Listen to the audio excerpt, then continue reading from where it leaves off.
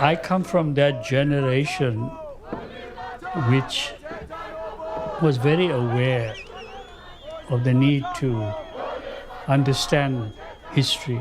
My name is Omar Badsha, and I'm the director of South African History Online, which is a website and a history project. History Online is one of the few forms of popular education, if I may call it, where you actually get the history of not only individuals but movements and how movements have grown and some of the problems. Yeah. After 1994, well, throughout that period, it's always been a continuous process of learning.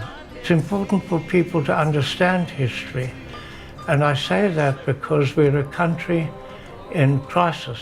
You're talking about a new country, you're talking about a new identity, and the process of making a new nation. We need new kinds of resources, of sources, new methods of also finding that knowledge. And so a platform like South African History Online, for example, can provide that. I suppose you're interviewing me because I'm one of the survivors of the Rivonia trial. And Nelson Mandela said to me, "We're forming an army. You're an engineer, you know how to build bridges. Do you know how to blow them up?"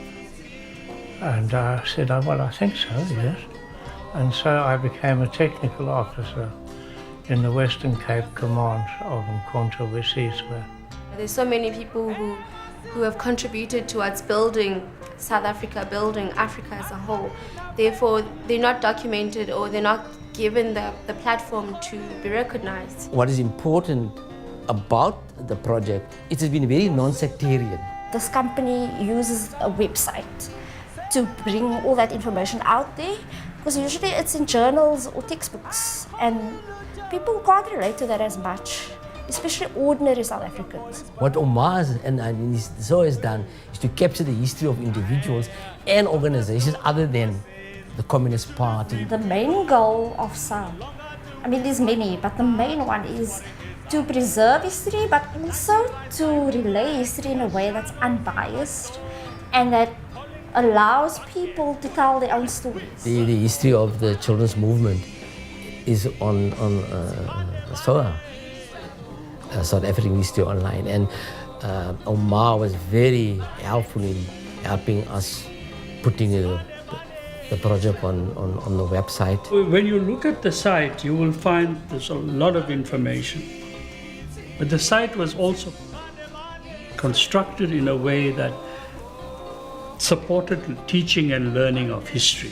We can now refer high school students, primary school students, even our smaller ones, to our history, because it's all there. It's very beautifully illustrated, it's very visual. South African History Online and the Center for African Studies, they have a very long relationship, specifically around decolonizing education and transforming the University of Cape Town's curricula. So we had, right from the beginning, a section called the classroom. And in the classroom today, you will find the entire history curriculum, the present curriculum. But that curriculum material is also linked to the rest of the site, so that the teacher or the student has access to much more information than you could put in a traditional school book. SAO is an NGO, so we depend mostly on contributions. So we need to have a lot of campaigns on calling out to the crowds to assist us in terms of contribution. There's more to be done. We also need more help from the public, because people don't know about SAO.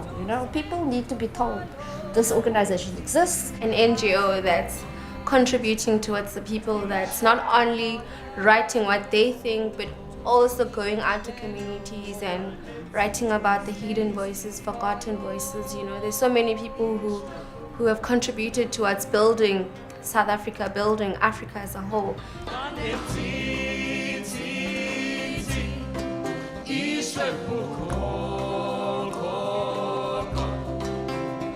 Bandenzi Ko, ko,